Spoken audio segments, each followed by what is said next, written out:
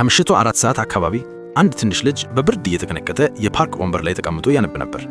በድንገት አንድ ሰው እየሮጠ መጣና ልጄ እዚህ አካባቢ ቦርሳ ይታል? እዚህ ረስቼው ሄድኩ ይመስለኛል አለው። ልጁም ከተቀደደ የትምህርት ቤት ቦርሳ ውስጥ አንድ ቦርሳ ወጣ። ሰውየው በደስታ አምላኬ ሆይ ይሄው ነው አገኘሁት አለ። ልጁ ግን ቦርሳውን አጥብቆ ያዘና ጌታዬ ቆይ ይህ ቦርሳ ያንተ መሆኑን ማረጋገጥ ትችላለህ ሲል ጠየቀ። አዎ ውስጥ $90,000 የተፈረመ ቼክ አለ፣ እንዲሁ $20,000 ጥሬ ገንዘብ፣ መንጃ ፈቃዴና ሰማያዊ የባንክ ካርድ አለ ሰውየው። ልጁ ቦርሳውን ከፍቶ መታወቂያውን በጥንቃቄ አየ። ፎቶ ከሰውየው ጋር አንድ ነው። እርግጠኛ ሲሆን ቦርሳውን ሰጠው። ትምህርት ቤት ጨርሼ ወደ ቤት ስሄድ ነው ያገኘሁት፣ ባለቤቱ እስኪመጣ ብዬ ነው የጠበቅኩት አለ። ሰውየው ተደነቀ። የማይታመን ነው። ከትምህርት ቤት ከወጣህ ጀምሮ እዚህ ነው ያለኸው? አሁን እኮ ከምሽቱ 4 ሰዓት ሊሆን ነው። ለመሆኑ በልተሃል? ከቤት ይዤ የወጣሁትን ብስኩት በልቻለሁ አለ ልጁ። የሰውየው ልብ በፍቅርና በአድናቆት ተሞላ እና መኪናዬ ውስጥ ግባና ቤት አደርሳለሁ አለው። ልጁ ግን እምቢ አለ። እማዬ የማላውቀው ሰው መኪና ውስጥ እንዳልገባ አስጠንቅቃኛለች አለ። ሰውየው ፈገግ አለና ስልኩን አወጣ። እናትህ በጣም ተጨንቃ ይሆናል፣ ደውልና ንገራት አለው።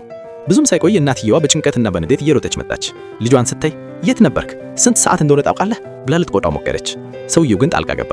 እመቤቴ አትቆጩ፣ ሁሉ ነገር ሰላም ነው። አንቺ በጣም ድንቅና ጀግና ልጅ ነው ያሳደግሽው።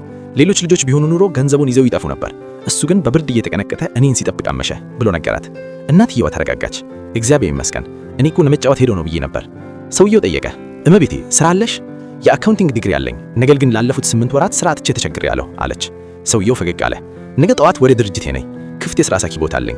አንቺን የመሰለ ታማኝ ልጅ ያሳደገች እናት ለዛ ቦታ ትክክለኛ ሰው አንቺ ነሽ። ይህንንም $20,000 እንዲህ አይነት የከበረ ልጅ ስላሳደግሽ ስጦታ ይሁንሽ፣ ተቀበይኝ አላት። እናትየዋ ማመን አቃታት። አይኖቿ በእንባ ተሞሉ። በእውነት ጌታዬ እግዚአብሔር ይባርከን ብላ በመደሰት አመሰገነች። ታማኝነት ለመልካም ዕድል በር ከፋች ነው። መልካምነት ሁልጊዜ ተመልሶ ይከፍላል። በታማኝነት ምን አተረፋችሁ? እስቲ ኮሜንት ላይ ሐሳብ አስቀምጡ።